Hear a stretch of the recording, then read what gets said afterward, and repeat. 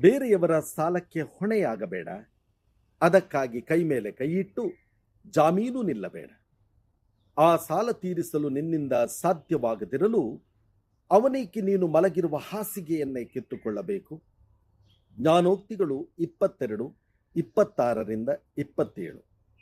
ಇನ್ನೊಬ್ಬ ವ್ಯಕ್ತಿಯ ಸಾಲಕ್ಕೆ ಜಾಮೀನುದಾರನಾಗುವಾಗ ಎಚ್ಚರಿಕೆ ವಹಿಸಬೇಕು. ಜಾಮೀನುದಾರನಾಗುವಾಗ ಇರುವ ಅಪಾಯವನ್ನು ಅರಿತು ಇದು ಮೂರ್ಖತನವೋ ಅಥವಾ ವೈಯಕ್ತಿಕ ನಾಶವೋ ಎಂದು ಮುಂದಾಲೋಚಿಸಬೇಕು.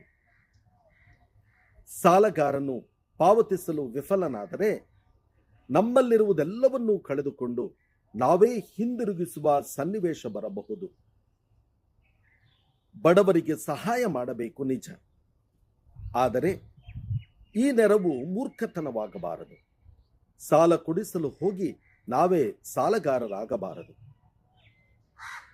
ನಮ್ಮ ಸ್ವಂತ ಆರ್ಥಿಕ ಭದ್ರತೆಯನ್ನು ರಕ್ಷಿಸಿಕೊಂಡು ಸಾಲದ ಗುಲಾಮಗಿರಿಯನ್ನು ತಪ್ಪಿಸಿ ಇನ್ನೊಬ್ಬರ ಸಾಲಗಳಿಗೆ ಜವಾಬ್ದಾರಿಯನ್ನು ತೆಗೆದುಕೊಳ್ಳುವಾಗ ಎಚ್ಚರ ವಹಿಸುವುದು ಒಳಿತಲ್ಲವೇ?